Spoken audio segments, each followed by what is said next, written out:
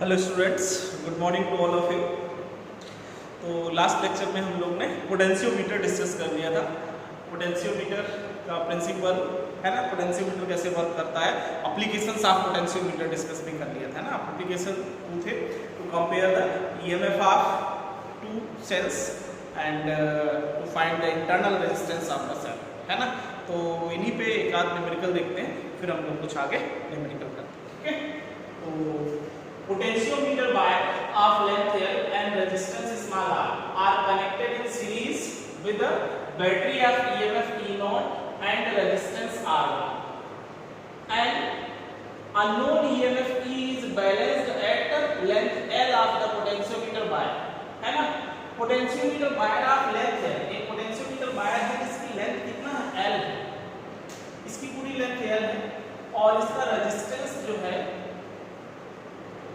Potentiometer wire of length L and resistance R, resistance small r है, ये है resistance of wire. ठीक है,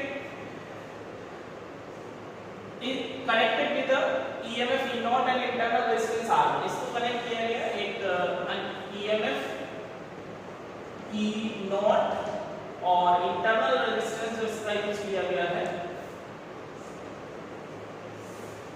इंटरनल रेजिस्टेंस इधर कितना है, R। ठीक है, ऐसा unknown EMF E is balanced at length है, एक अननोन EMF है, इसका EMF है E, इसको बैलेंस किया गया और एक गैल्वेनोमीटर के थ्रू करते थे ना, तो इसका बैलेंसिंग लेंथ स्मॉल l है सब कुछ और ये इसकी टोटल लेंथ है। ठीक है, तो क्या बताना है आपको, find the value of unknown EMF। तो अननोन EMF फाइंड करने का क्या फॉर्मूला था, unknown EMF E equal to क्या फॉर्मूला देते थे, K क्या था, पोटेंशियल ग्रेडियंट। और हमने आपको बताया था कि E की इसकी जगह पे क्या लिख सकते हैं, K की जगह पे K किसको लिया था, V/L। और आप चाहो तो इसी को क्या लिख सकते हो, V की जगह पे क्या लेते थे, I into R by L into small l। और I कैसे निकालेंगे, current in the circuit. Current हमेशा किससे फ्लो होता था बताओ, प्राइमरी सर्किट से, बताया था ना, प्राइमरी सर्किट से करंट फ्लो होता है। तो करंट के प्लेस पे कितना सर्किट में करंट फ्लो हो रहा है, हमेशा किसे निकालते, ये तो एंटीफ्लेक्शन वाला होता था, ये तो एंटीफ्लेक्शन की बैलेंसिंग लेंथ है ना। तो करंट हमेशा प्राइमरी सर्किट से निकाल देते हैं, current in primary circuit, in primary circuit.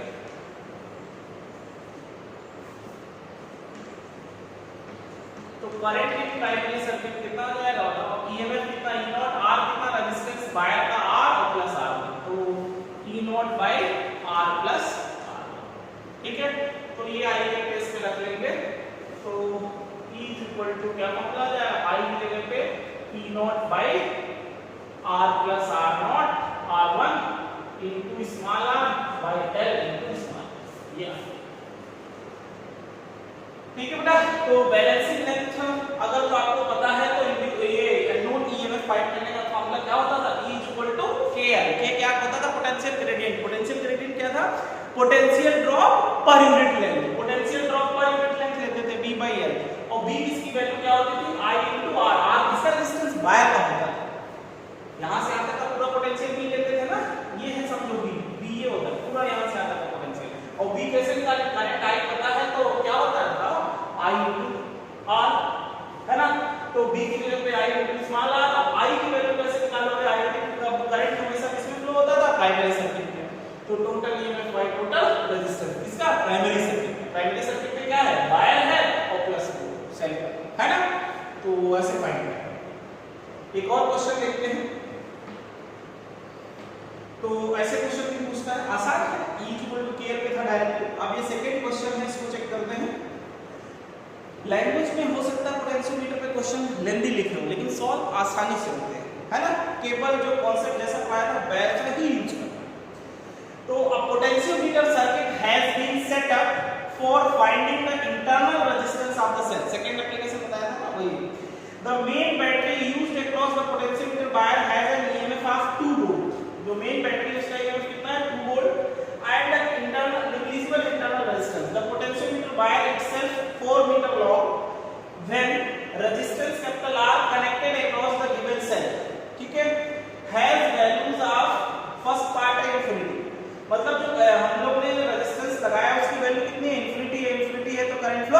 यही होगी उसमें, समझ रहे ना बेटा। और सेकेंड केस में कितना है 9.5 है। The balancing length on potentiometer wire are found to be 3 metre and 2.85 metre respectively. दोनों केस में जब इनफाइनाइट रेजिस्टेंस है तब और एक बार जब 9.5 है तब, ठीक है। तो value of internal resistance find करना है। याद करो तो हम लोग ने जैसे कि इसमें भी करा है पोटेंशियोमीटर वायर है, मान लो इसकी 4 मीटर लेंथ का है, ठीक है 4 मीटर लेंथ है और इसको किसी मेन सोर्स की जो बैटरी है ना, potentiometer circuit setup finding the internal resistance of a given cell, main battery used across the potentiometer wire has an EMF 2 volt and individual internal resistance. तो यहां तो जो है बैटरी ही लगा है वो कितने वोल्ट का 2 वोल्ट और इंडिविजुअल इंटरनल रेजिस्टेंस, ठीक है। और यहां पे क्या होता था, एक जिस सेल का इंटरनल रेजिस्टेंस मान लो स्मॉल r है, इसका ईएमएफ कितना है E है 2 ईएमएफ E है ना।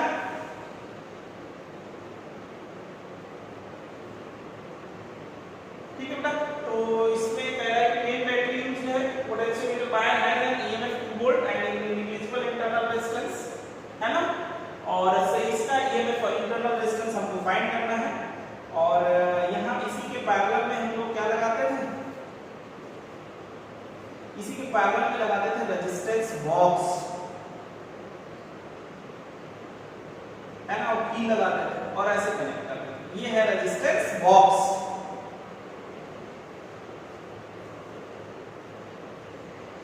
ठीक है बेटा।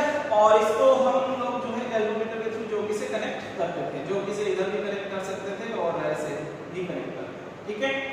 तो देखो इसमें कह रहा है आपसे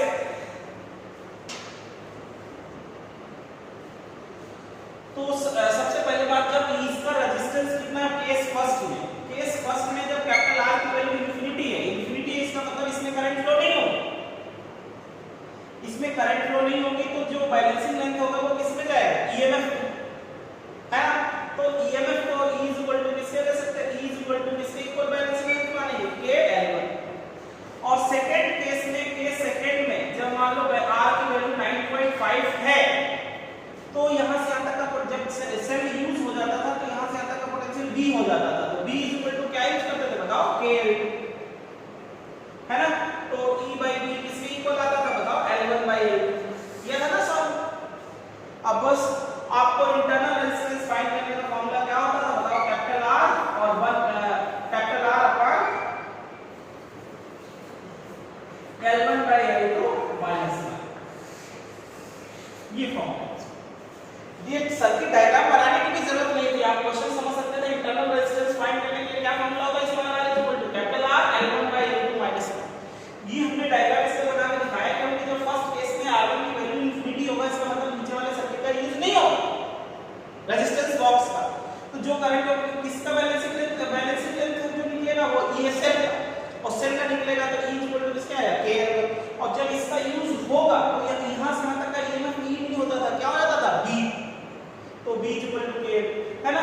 तो फाइंड ऐसे तो करते थे, डायरेक्ट फॉर्मूला यूज कर सकते हैं, small r equal to capital R L1/L2 minus 1।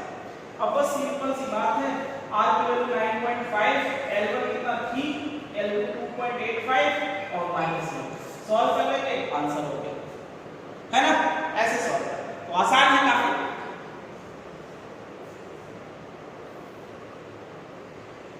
इसी डायग्राम बनाने की भी जरूरत नहीं है, डायरेक्ट इसको आप यूज कर सकते हो, है ना। ये तो हमने तुमको डायग्राम बना के दिखाया था, आप डायरेक्टली यूज कर सकते हो, इसका भी कोई यूज नहीं, डायरेक्टली यूज कर सकते हो। क्या लिखो, गिवन क्या है कि एक्सटर्नल रेजिस्टेंस की वैल्यू क्या है, R इक्वल टू 9.5 हो, फर्स्ट बैलेंसिंग लेंथ 3 मीटर है और सेकंड बैलेंसिंग लेंथ 2.85 मीटर है। क्यों, क्योंकि रेजिस्टेंस बॉक्स का यूज हो जाता था ना, तो सेल का ईएमएफ E नहीं लेता था, पोटेंशियल डिफरेंस टर्मिनल के क्रॉस कितना हो जाता था, B क्लोज सर्किट बन जाता था, है ना। तो ये बैलेंसिंग लेंथ और इंटरनल रेजिस्टेंस फाइंड करने का फॉर्मूला सीधे लगा देते हैं, इंटरनल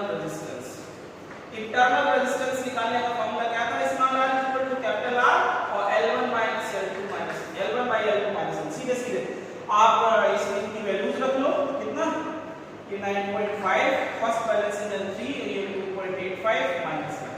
तो डायरेक्ट ऐसे सॉल्व करके आंसर बता सकते हैं। आपको डायग्राम बनाने की रिक्वायरमेंट नहीं है, सीधे। ये क्या बताया था, फर्स्ट जो इंफिनिटी है इसका मतलब वो रेजिस्टेंस बॉक्स का कोई यूज नहीं हो रहा है ना, जो हम लोग ने डिस्कस किया था एप्लीकेशंस में, उसको पूरा न्यूमेरिकल में लिखता है ना, तो डायरेक्ट वैल्यू करके आंसर सॉल्व कर सकते हैं, ठीक है।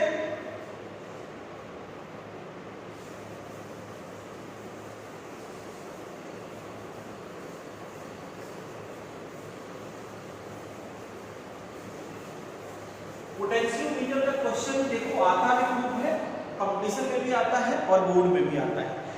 हो सकता है हाफ पेज का क्वेश्चन लिखा हो, हाफ पेज से ज्यादा, कभी कभी 3/4 पार्ट पेज का भरा हुआ है किससे, पोटेंशियोमीटर के क्वेश्चन से, और बच्चा इतना बड़ा क्वेश्चन देख के छोड़ देता है। नहीं, वो क्वेश्चन में सिर्फ लैंग्वेज समझना है, जो हम लोग प्रैक्टिकल सेटअप करते हैं वो पूरी लैंग्वेज में लिखता है कि ऐसे किया गया, ये वायर है, ये ऊपर सेटअप, प्राइमरी सर्किट कैसा है, सेकेंडरी सर्किट कैसा है, तो लैंग्वेज में पूरा होता है। सॉल्व होना तो बहुत आसान है, या तो इंटरनल रेजिस्टेंस फाइंड करने का जो फॉर्मूला लगाया अभी ना, ये यूज होगा, तीन ही फॉर्मूले यूज होते हैं, या तो E इक्वल टू KL वाला फर्स्ट फॉर्मूला है ना, या फिर कंपैरिजन वाला E1 by E2 equal to L1 by L2 है ना, या फिर third to find internal resistance find करने का ये फॉर्मूला था, जो small r equal to capital R L1 by L2 minus, यही तीन फॉर्मूले से ही कितना भी बड़ा क्वेश्चन हो सॉल्व हो जाएगा, है ना। इसलिए पोटेंशियोमीटर के क्वेश्चन से डरना नहीं है, ठीक है, 100% आप सॉल्व कर लोगे अगर जो हम लोग ने 3 पॉइंट डिस्कस किया था पोटेंशियोमीटर, उसको सही से पढ़ो, ठीक है।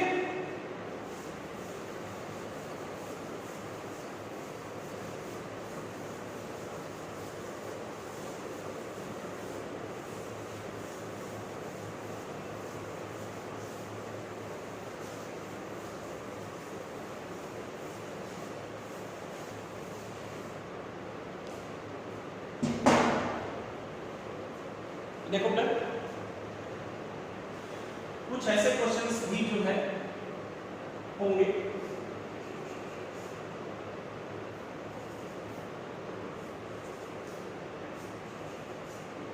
इधर सपोज 1 ओम है, 2 ओम, इधर मान लो 2 ओम है, 1 ओम है, और यहाँ पे मान लो 2 एम्पीयर करंट आ रहा है, ये पॉइंट A है, ये पॉइंट B, आपसे पूछेगा find potential difference between A and B, ऐसा क्वेश्चन है कोई, फाइंड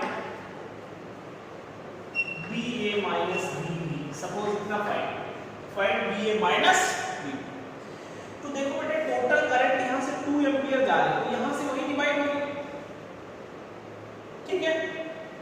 तो आप ऐसा भी कर सकते थे, अलग अलग होता है, मान लो इधर I1 करंट जा रही है, इधर कितना करंट जा रही है I2, तो I1 इधर जाएगी, वो इधर जाएगी, और इधर तो जा रही है वो इधर जाएगी, तो ये दोनों तो किसमें हो जाएंगे, सीरीज में 3 ओम, और इधर भी सीरीज में 3 ओम, फिर दोनों किसमें होंगे, पैरेलल में, और पैरेलल में पोटेंशियल सेम होता है ना। तो ऊपर का जो है पोटेंशियल डिफरेंस कितना होगा बताओ, 3 × I1, अरे समझ रहे हो ना, ऊपर का पोटेंशियल, ऊपर का पोटेंशियल नीचे का पोटेंशियल बराबर, तो नीचे कितना होगा बताओ, 3 नीचे के 3 × I2, तो I1 I2 सेम आ गया, है ना। और I1 प्लस I2 दोनों किसके इक्वल होंगे बताओ, 2 एम्पीयर, क्योंकि टुवर्ड्स द जंक्शन कौन सी करंट है, टुवर्ड्स द जंक्शन 2 एम्पीयर है, अवे फ्रॉम I1 और I2, तो I1 प्लस I2 2 एम्पीयर है, और I1 I2 सेम है, तो I1 plus I1 is equal to 2 ampere, तो 2I1 इज इक्वल टू 2, तो I1 is equal to 1 ampere आ जाएगा, और I2 भी कितना आ जाएगा, 1 एम्पीयर आ जाएगा। ये हमने तुमको सॉल्व करके दिखाया सिर्फ कि ऐसे करते हैं, अदरवाइज आप डायरेक्ट भी बता सकते थे कि इधर पूरी ब्रांच का रेजिस्टेंस 3 ओम है, नीचे भी 3 ओम है, रेजिस्टेंस बराबर है तो करंट भी बराबर बराबर डिवाइड हो जाएगा, इधर से 2 एम्पीयर आ रहा है, 1 एम्पीयर इधर चली जाएगी, 1 एम्पीयर इधर। लेकिन अगर तो रेजिस्टेंस ऊपर का टोटल रेजिस्टेंस नीचे का टोटल रेजिस्टेंस बराबर नहीं होते तो कैसे सॉल्व करते, तो फिर ऐसे सॉल्व करते कि ऊपर का टोटल पोटेंशियल नीचे के टोटल पोटेंशियल बराबर करते, तो करंट में रिलेशन आता है कि I1 कितना होगा और I2 कितना होगा, ठीक है, रिलेशन आता, फिर हम total current I1 plus I2 को इसके बराबर करते हैं, फिर वैल्यू रखते हैं, तब I1 I2 अलग अलग आता है, समझ गए ना। रेजिस्टेंस ऊपर का टोटल और नीचे का टोटल अगर जो डिफरेंट होते तो वैसे सॉल्व करना होता है, इसको तो डायरेक्ट नहीं बता सकते, लेकिन हमको कांसेप्ट आपको बताना है इसलिए, ठीक है। अब इसमें मान लो I1 करंट जा रहा है, ठीक है, इस ऐसा करते हैं, इसको भी कुछ पॉइंट डाल देते हैं, इसको मान लो हमने डाल दिया पॉइंट कैपिटल P और इसको डाल दिया, ठीक है, यहां तक बात समझ गए। अब बताओ बेटा पोटेंशियल यहां से यहां तक का पोटेंशियल डिफरेंस राइट करें, है ना। Bp माइनस Da किसके इक्वल आएगा? Bp माइनस Da किसके इक्वल होगा? 1 into I2 potential at P minus potential at A is equal to 1 और I2 भी 1 है, तो Bp minus Da is equal to 1 आ गया फर्स्ट इक्वेशन। वैसे इधर लगाएगा तो Bp minus Bv is equal to 2I2 है ना, आया। तो Bp minus Bv is equal to 2 into 1, तो कुल मिला के Bp minus Bv is equal to 2 आया। ठीक है बेटा, अब इक्वेशन फर्स्ट से सेकंड को माइनस कर दो या सेकंड से फर्स्ट, इक्वेशन 2 माइनस इक्वेशन 1 कर दो। तो इक्वेशन 2 था Bp माइनस Bv और minus Bp minus Ba is equal to 2 minus 1, तो Bp माइनस Bv और माइनस Bp और plus Ba is equal to 1, तो ये Bp से Bp तो कैंसिल, तो Ba माइनस Bv इसके इक्वल आ जाएगा 1 उल्टा। तो ऐसे सॉल्व, ठीक है। और एक इसमें बता दें इस टाइप से क्वेश्चन में पोटेंशियल डिफरेंस आसान बात है, और अगर जो अलग अलग करंट जा रही है तो कैसे करोगे वो भी ध्यान रखना, ठीक है।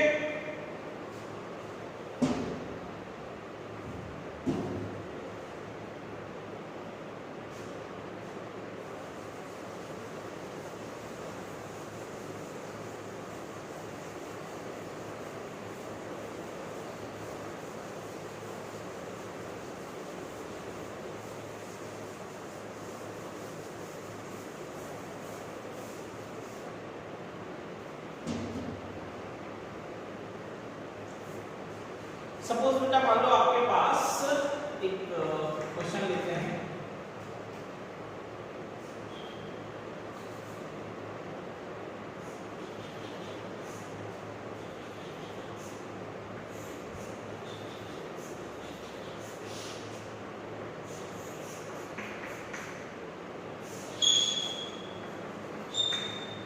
फोर 1 3 ऐसा, ये पॉइंट A है और ये पॉइंट B है ना। अब आपसे कह रहा है find Ba minus B, find Ba minus B। अगर सपोज यहाँ पे 3 भी यहाँ पे भी 3 होता तो बैलेंस ब्रिजस्टोन की वाली कंडीशन बन जाती, तब तो यहाँ से यहाँ तक का पोटेंशियल डिफरेंस कितना आ जाता है 0, भाई 4 और 4 का रेशियो 1 हो जाएगा, 3 इधर भी होता तो 3 और 3 का रेशियो 1 हो जाता, तो है ना। उस केस में ब्रिजस्टोन बेस की कंडीशन आ जाती है, पोटेंशियल डिफरेंस क्या हो जाता था, यहाँ का पोटेंशियल सेम होता था ना, पोटेंशियल डिफरेंस 0 आंसर आ जाता, लेकिन बैलेंस नहीं तो कैसे सॉल्व करोगे फिर? वैसे मान लो इस बैटरी से आई करंट फ्लो हो रहा, ये यहाँ जाएगा, यहाँ बेटा दो पार्ट, मान लो इधर I1 जा रहा है, इधर कितना जा रहा है I1, ठीक है बेटा, I1 और I2, तो इधर I2 फिर आ जाएगा वापस। तो अब बताओ बेटा जो करंट यहाँ जा रही है तो I1 वही इसमें जा रही है, ये दोनों किसमें होगा सीरीज में, तो कितना बन जाएगा 4 और 4 8 है ना, और इधर 1 और 3 4 हो जाएगा, फिर दोनों किसमें हो जाएंगे पैरेलल में। तो नेट रेजिस्टेंस पहले निकाल लेते हैं, 1/8 plus 1/4, LCM is 8, this is 1, तो R जो है इक्विवेलेंट आपके पास 8/3 ओम आता है, समझ गए बेटा 8/3। तो टोटल करंट कितना है, टोटल करंट V/R, तो टोटल V है 12 वोल्ट और R है 8/3, तो I = 12 × 3/8, इसको हम 4 से कैंसिल कर दें, है ना, तो I = 9/2, मतलब 4.5 एम्पीयर टोटल करंट है, टोटल करंट इज 4.5 एम्पीयर। अब इधर करंट जा रही है I1, इधर I2, ऊपर का टोटल पोटेंशियल कितना होगा, यहां से यहां तक का टोटल पोटेंशियल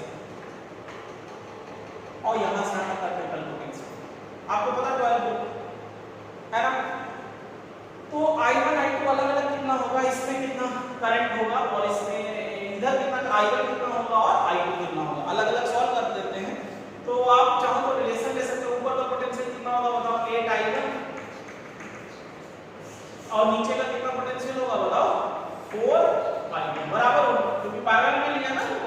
और पैरेलल पोटेंशियल सेम होता है।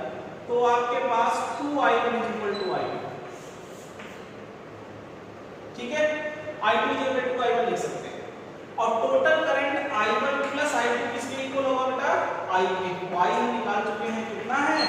4.5। और हम I1 तो ठीक है, I2 की जगह 2I1 लिख सकते हैं और equal to 4.5, 3I1 equal to 4.5। तो I1 इक्वल टू 4.5/3, मतलब कितना आ जाएगा? 1.5। और I1 आ गया तो I2 कितना हो जाएगा बताओ? 2 × 2I1, तो 2 × 1.5 मींस 3 एम्पीयर। समझ गए ना बेटा? तो ऊपर और नीचे दोनों को पैरेलल में लिया था ना, तो पैरेलल में पोटेंशियल सेम होते हैं, तो IR ऊपर का IR नीचे का IR के बराबर कर देंगे तो I में रिलेशन आ जाएगा। I1 + I2 I के बराबर होता है, तो आपके पास I1 I2 इंडिविजुअली आ गए, ठीक है। अब देखो बेटा, इस पॉइंट का पोटेंशियल कितना है? 12 वोल्ट बैटरी है, तो यहां भी कितना पोटेंशियल हो जाएगा? 12 वोल्ट, है ना। अब यहां से सॉल्व करो तो 12 volt minus potential at A, यहां से किसके इक्वल होगा बताओ? 4I1। तो 12 - VA = 4I1 कितना है? 1.5। तो 12 - VA = 6। तो पोटेंशियल एट A 6 वोल्ट आ गया। वैसे इधर सॉल्व कर लो, तो इधर सॉल्व करेंगे तो 12 - पोटेंशियल एट BB = 1I2। तो 12 - पोटेंशियल एट B = I2 कितना है? I2 है 3 एम्पीयर। तो पोटेंशियल एट B 9 वोल्ट आ गया। तो पोटेंशियल डिफरेंस BB - BA कितना आएगा बताओ? तो BA - BB = 6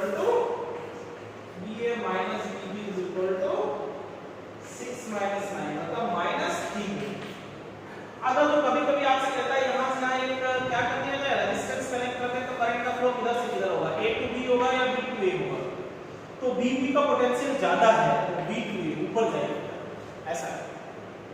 समझ गए ना? कभी-कभी ऐसा क्वेश्चन रहता है, if wire is connected across A and B, find the direction of current flow. तो किधर से किधर होता है? Higher potential to lower. देख लेना कौन हायर। तो ऐसे क्वेश्चंस भी होते हैं, ऐसे क्वेश्चन भी बोर्ड में पूछता है आपसे, तो ध्यान रखें।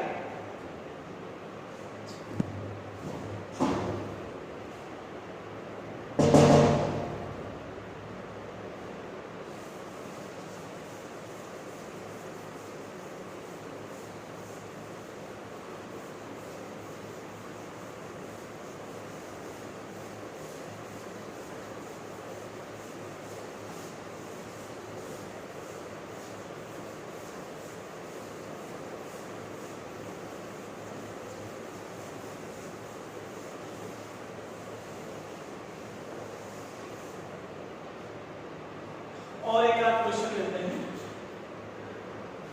ऐसा मान लो व्हीट स्टोन ब्रिज वाले क्वेश्चन है, लेकिन बैलेंस व्हीट स्टोन ब्रिज नहीं। Suppose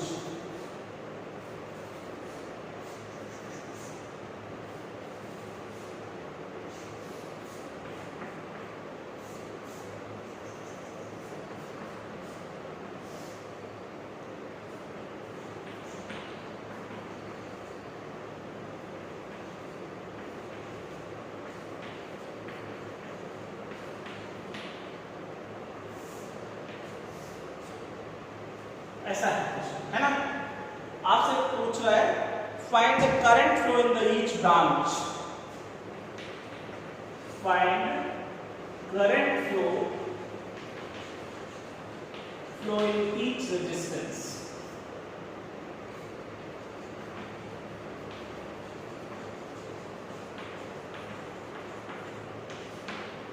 find current flow in each resistance. अब देखो ये बैलेंस व्हीट स्टोन ब्रिज नहीं है, इधर कितना है 2 और 1 का रेशियो आएगा, इधर 1 और 2 का बैलेंस नहीं, तो बीच वाले का भी यूज हो, ठीक है। तो मान लो सपोज यहाँ बैटरी के पॉजिटिव टर्मिनल से आई करंट फ्लो हुआ, तो इसमें तो पूरा आई आएगा, इधर आई जो है दो पार्ट्स में डिवाइड हो जाएगा। मान लो I1 जा रहा है, इधर कितना जा रहा है I2, ठीक है। तो जो I इधर जा रहा है इसमें से मान लो I1 I2 मान लो इधर कितना चला जा रहा है, I1 का कुछ पार्ट इधर ले लेते चलो, I3 और इधर जो है मान लो आपके पास I1 माइनस I3 लेंगे और इधर से I2 आ रहा है, इधर से I3 आ रहा है, इधर I2 प्लस I3 और इधर हम I में फिर कितना बन जाएगा I1 प्लस I2 मतलब I।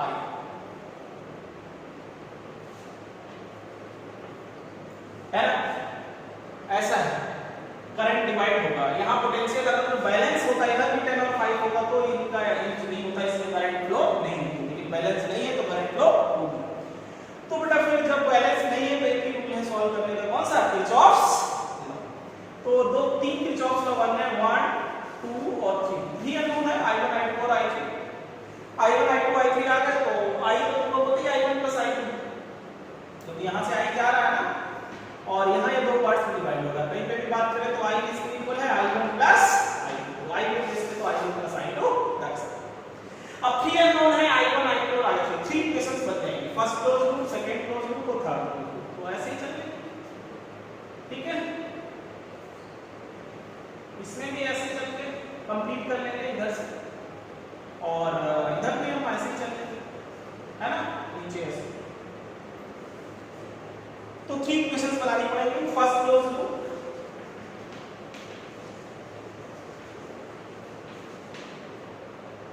है ना, first close loop by rules law apply करो तो इधर से जा रहा है तो कितना हो जाएगा -10 I1, क्योंकि करंट की डायरेक्शन में जा रहा है, -10 I1 -5 I3 और प्लस 5 I2 इक्वल टू 0। ठीक है, तो -2 I1 -I3 और प्लस I2 इक्वल टू 0। ये फर्स्ट इक्वेशन हो गई। सेकंड लगाते हैं, सेकंड क्लोज लूप।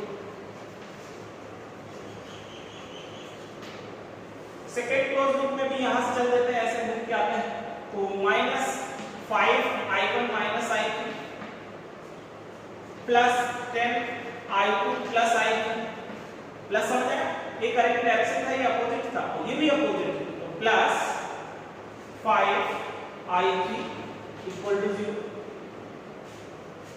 तो -5 I1 plus 5 I3 plus 10 I2 plus 10 I3 और प्लस 5 I3 इक्वल टू 0। तो -5 I1 I2 में कितने टर्म है प्लस 10 I2 और 1 प्लस 20 I3 इक्वल टू 0। तो हम कह सकते हैं -I1 प्लस 2 I2 और plus 4 I3 equal to 0। Second equation. वैसे पहले थर्ड क्लोज लूप ले लो। इन थर्ड क्लोज लूप,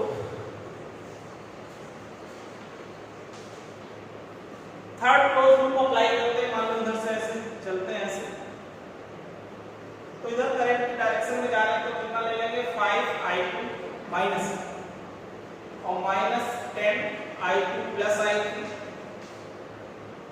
और इधर आएंगे तो प्लस 10 और -10 I इक्वल टू 0। ठीक है बेटा, तो -5 I2 -10 I2 -10 I3 प्लस 10 और -10 इधर I1 plus I2 equal to 0। ठीक है बेटा, तो इसको हम क्या लिख सकते हैं -10 I1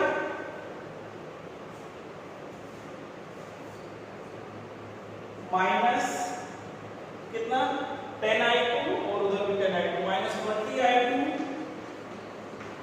minus 10 I3 is equal to -10। तो माइनस हटा लो, 10 I2 plus 20 I2 plus 10 I3 equal to 10।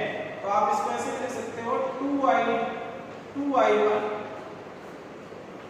Plus 4 I2 plus 2 I3 equal to 10। ये थर्ड ठीक बन गया, है ना। अब इन तीनों को सॉल्व करके I1 I2 I3 की वैल्यूज चाहिए आपको, तो सॉल्व कर लेते हैं। फर्स्ट और थर्ड इक्वेशन को अगर आप देखेंगे, फर्स्ट और थर्ड को, तो I2 और I3 में रिलेशन आता है ना। इसकी बात करते हैं फर्स्ट और थर्ड से देखेंगे तो I2 और I3 में रिलेशन आ जाएगा फ्रॉम इक्वेशन फर्स्ट एंड 3 है ना। तो कितना है -2I1 -I3 plus I2 equal to 0, और ये है आपके पास 2I1 plus 4I2 plus 2I3 equal to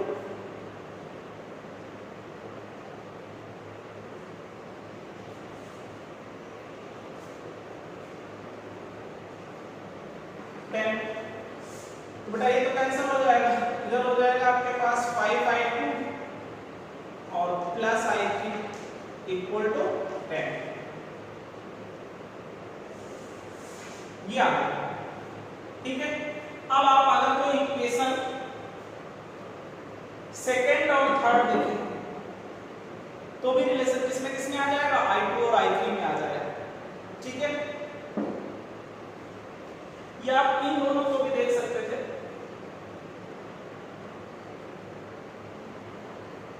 first और सेकेंड को। इस ये जो इक्वेशन फर्स्ट है इसमें अगर जो हम सेकेंड इक्वेशन में 2 से मल्टीप्लाई करेंगे फिर दोनों को ऐड करेंगे, equation first plus equation second into 2 करेंगे। तो इक्वेशन फर्स्ट क्या है, 2I-2I1 plus I2 minus I3 equal to 0, और सेकेंड वाले में 2 से मल्टीप्लाई कर दो तो -2I1 plus 4I2 plus 8I3 equal to 0। 2 से मल्टीप्लाई करने से तो ये टर्म का साइन चेंज कर दो, ये कैंसिल हो गया, इधर कितना हो जाएगा, ठीक है। ये आपके पास -3I2 और -9I3 इक्वल टू 0, ठीक है। तो आपके पास 9I3 इक्वल टू -3I2 या -3I2 is equal to 9I3, तो I2 is equal to -3I3 I2 की जगह पे -3I3 आ रख लो 5, और इसकी जगह पे -3I3 और प्लस I3 इक्वल टू 10। तो आपके पास -15I3 और प्लस I3 इक्वल टू 10। तो आपके पास I3 की जो वैल्यू है वो -10/14, मतलब I3 की जो वैल्यू है -5/7 एम्पियर, ठीक है बेटा।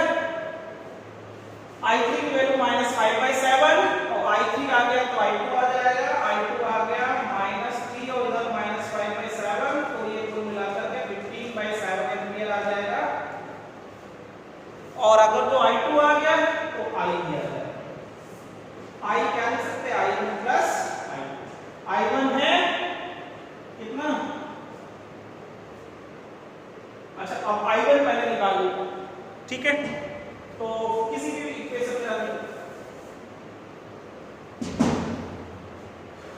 इक्वेशन में रख लेते हैं वैल्यू। तो पहले क्लियर हुआ कैसे सॉल्व करना, बैलेंस वीक स्टोरेज नहीं है तो हम लोग को क्या करना पड़ेगा बेटा, किरचॉफ लॉ अप्लाई करना पड़ेगा, है ना। करंट का हमने डिस्ट्रीब्यूशन कर लिया पूरे सर्किट में, first close loop, second close loop और नीचे थर्ड क्लोज लूप, ठीक है। 3 इक्वेशंस बनाएंगे, तीनों को सॉल्व कर लेंगे, I1 I2 I3 आ जाएगा।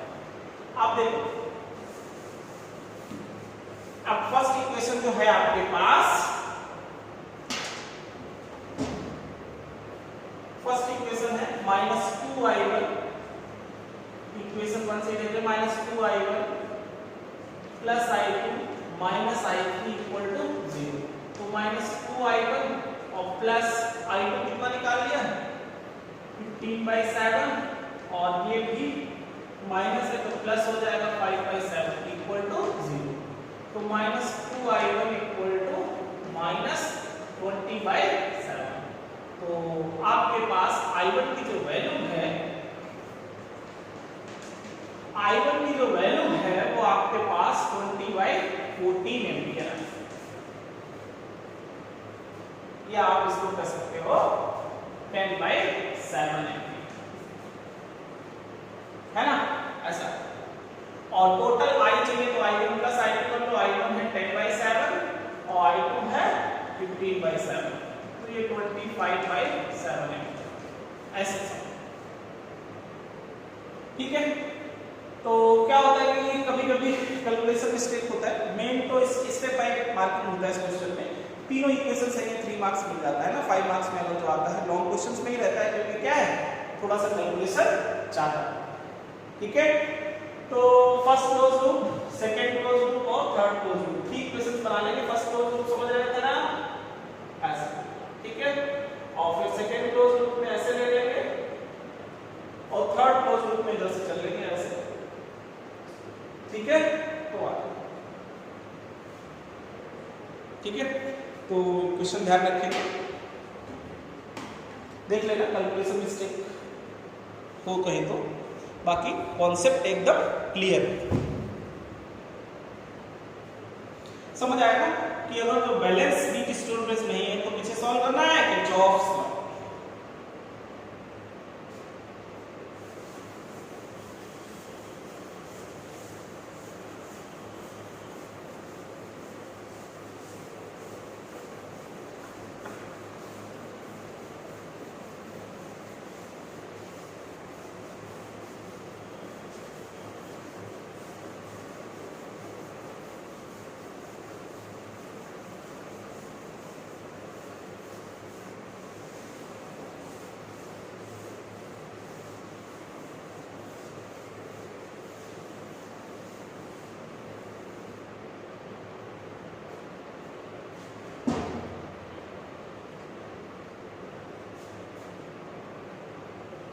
ठीक है बेटा, एक न्यूमेरिकल और देख लेते हैं।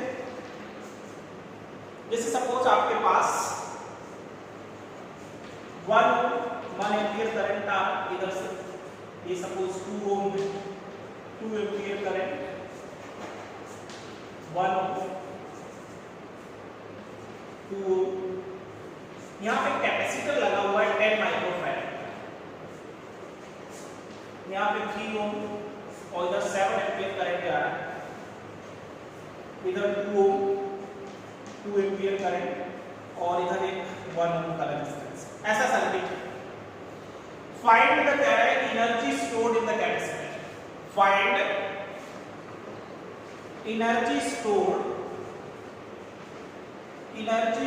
इन द कैपेसिटर।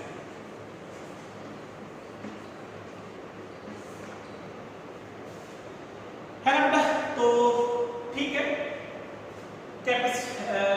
अगर तो t इक्वल टू 0 पे ध्यान रखना थोड़ा सा, at t equal to 0 resistance of capacitor is 0।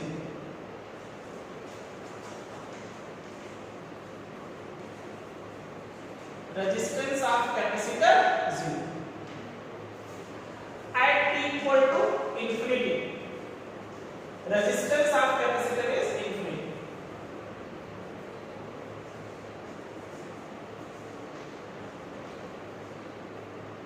resistance of capacitor is infinity, मतलब स्टार्टिंग में जैसे ही सर्किट क्लोज हो रहा है उस टाइम पे तो जस्ट क्लोज किया, at the instant when switch is closed capacitor कितना रेजिस्टेंस ऑफर करता है जी, लेकिन आफ्टर सम टाइम या आफ्टर लॉन्ग टाइम उसका रेजिस्टेंस कितना हो जाता है, इन्फिनिटी। मतलब जिस ब्रांच में कैपेसिटर लगा है उसमें करंट फ्लो नहीं होगा। ध्यान रखना, at steady state no current flow in, at steady state no current flow in capacitor branch.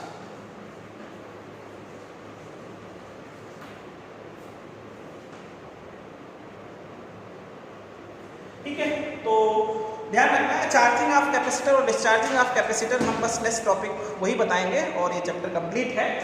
तो थोड़ा सा ध्यान रखना, किसी भी ब्रांच में कैपेसिटर लगा है और कह रहा है at the instant when t 0 है, तो t 0 को क्या होगा इसमें करंट, समझ गए ना। लेकिन आफ्टर लॉन्ग टाइम या आफ्टर सम टाइम इसमें रेजिस्टेंस कितना हो जाता है कैपेसिटर में, इंफिनिटी। जनरली वही ध्यान रखो, एट द इंस्टेंट नहीं कहता है, t इक्वल टू 0 मेंशन नहीं करता, तो समझ जाओ जिस ब्रांच में कैपेसिटर है उसमें करंट फ्लो नहीं, ठीक है। तो यहां से देखो जंक्शन लॉ अप्लाई करें, इसमें देखो दोनों लॉ यूज होते हैं, जंक्शन लॉ भी और तो बाय जंक्शन लॉ इधर से करंट कितना आ रहा बेटा 2 एंपियर, इधर से कितना 1 एंपियर, तो टोटल इधर कितना जाएगा 3 एंपियर, इसमें 3 एंपियर करंट आएगा, इधर भी 3 एंपियर करंट आएगा, लेकिन इधर कितना जा रहा है 7 एंपियर, तो इसका मतलब 7 कैसे होगा, तो इसका मतलब इधर से कितना जा रहा होगा 4 एंपियर, तभी तो 7 बनेगा। तो पहले तो करंट डिस्ट्रीब्यूट करेंगे जंक्शन लॉ अप्लाई करके, समझ आया बेटा। यहां 2 की डायरेक्शन दी थी, तो समझ जाओ इसमें 2 एंपियर आ रहा है, इधर से 1 एंपियर आ रहा है, इधर कितना जाएगा 3 एंपियर, इधर भी 3 एंपियर, लेकिन इधर 7 कैसे हो रहा है, इधर से 4 जा रहा है, और इधर 4 जा रहा है, इधर से जा तो 2 ही रहा था, इधर से भी कितना जा रहा होगा 2, तभी तो 4 हुआ। तो सबसे पहले तो पूरे सर्किट में यहां पे जंक्शन लॉ अप्लाई कर लिया, यहां पे जंक्शन लॉ अप्लाई कर लिया, यहां पे जंक्शन लॉ अप्लाई कर लिया, 3 जंक्शंस लॉ अप्लाई करके पूरे सर्किट में करंट डिस्ट्रीब्यूट कर लिया, ठीक है बेटा। और करंट डिस्ट्रीब्यूट हो गया तो क्वेश्चन आसान हो जाएगा।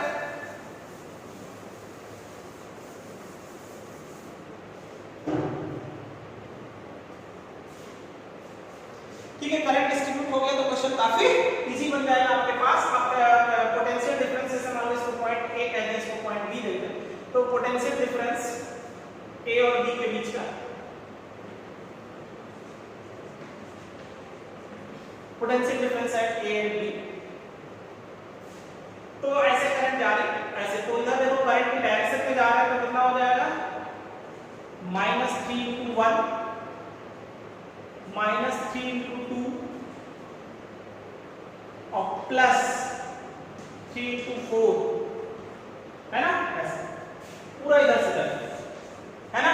यहां से आपका potential difference Kirchhoff law 3 × 1 minus में करंट डायरेक्शन में जा रहा है, करंट की डायरेक्शन में जा रहा है, इधर अपोजिट जा रहा है ना, तो BA - BB इसके इक्वल आ जाएगा, बताओ -3 - 6 + 1, तो BA - BB = +3 वोल्ट आ जाएगा, ठीक है बेटा। और 3 वोल्ट आ गया पोटेंशियल डिफरेंस, तो energy stored in the capacitor आ जाएगा, एनर्जी स्टोर्ड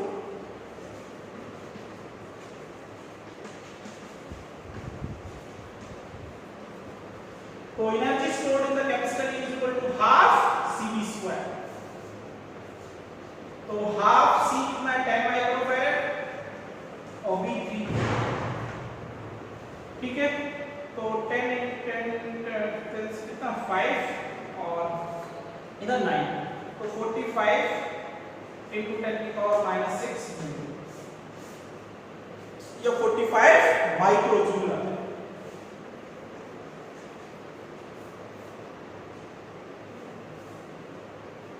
ठीक है बेटा। तो इस टाइप से क्वेश्चंस करेंगे, ध्यान रखना है एट स्टडी स्टेज जिस ब्रांच में कैपेसिटर लगा है उसमें करंट फ्लो नहीं होगी।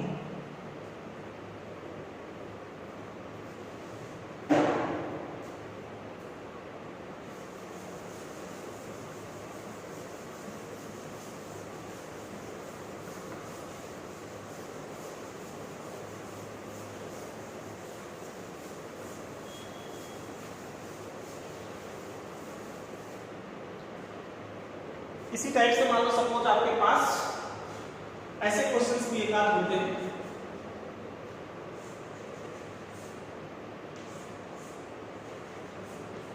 कैपेसिटर लगा है,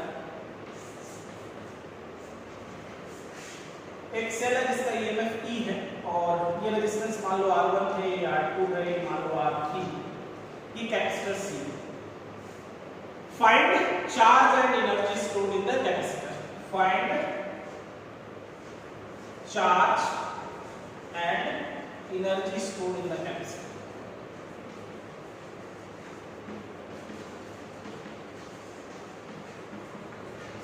तो ध्यान रखना है स्टडी स्टेट जिस ब्रांच में क्या लगा हो कैपेसिटर उस ब्रांच में करंट फ्लो नहीं, ठीक है। तो यहां से आप जो है जिस ब्रांच में कैपेसिटर लगा हुआ उस ब्रांच में करंट फ्लो नहीं होगी, ध्यान रखें। इन स्टडी स्टेट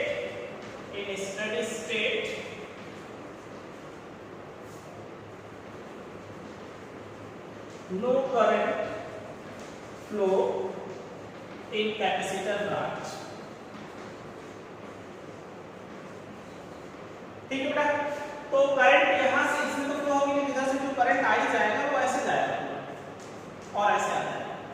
तो करंट इन द सर्किट कितना आ जाएगा, टोटल ईएमएफ ई और टोटल रेजिस्टेंस कितना बन जाएगा, R1 प्लस R2 ऐसा। अब जो यहां आई करंट ऊपर जा रहा होगा तो यहां से यहां तक का पोटेंशियल जो होगा वो यहां से यहां तक पैरेलल पोटेंशियल सेम होता है। अब इसका तो पोटेंशियल 0 हो गया क्योंकि इसमें तो करंट ही फ्लो नहीं होगा। तो जो ऊपर का पोटेंशियल है वही पोटेंशियल इसके इक्वल हो जाएगा कैपेसिटर। तो पोटेंशियल डिफरेंस अक्रॉस कैपेसिटर, तो पोटेंशियल डिफरेंस अक्रॉस कैपेसिटर जो है वो आपके पास कितना बन जाएगा, I R। अदरवाइज इन दोनों का सम ऊपर वाले के इक्वल होता है ना। तो I की वैल्यू कितना है आपके पास, E by R1 plus R3 into 1। ठीक है, तो चार्ज और कैपेसिटर कितनी आ जाएगा, चार्ज और कैपेसिटर, तो चार्ज और कैपेसिटर की इक्वल टू C भी लगा देंगे, C और B आपने निकाल लिया कितना, E upon R1 plus R3 into R। और energy stored in the capacitor चाहिए, एनर्जी स्टोर्ड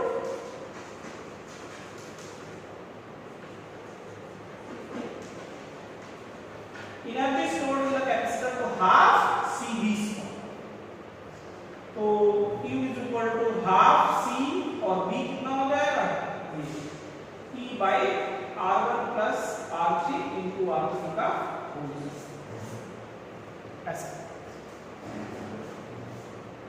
ठीक है,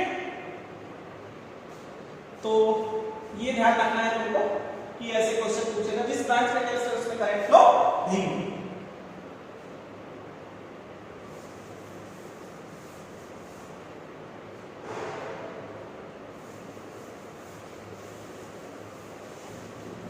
अब इसी क्वेश्चन में मान लो थोड़ा सा चेंज कर दें, एक यहाँ पे मान लो सपोज आपसे सेल ऑल लगा हुआ है, इसका मान लो ईएमएफ कितना है, E1 है, यहाँ कितना है E2। तो भी करंट ऊपर से जाएगी, इस ब्रांच में कैपेसिटर में करंट फ्लो नहीं होगा। इस केस में भी करंट कितना आएगा बताओ, E1 by R1 R2। Potential difference across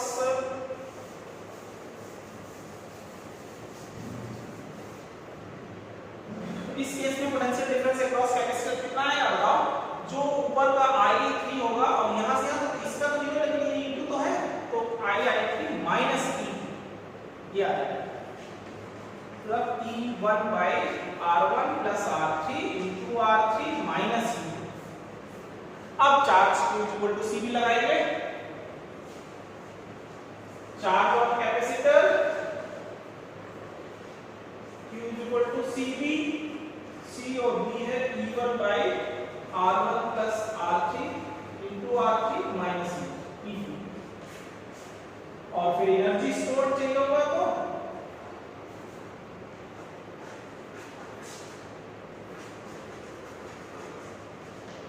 तो हाफ CB²।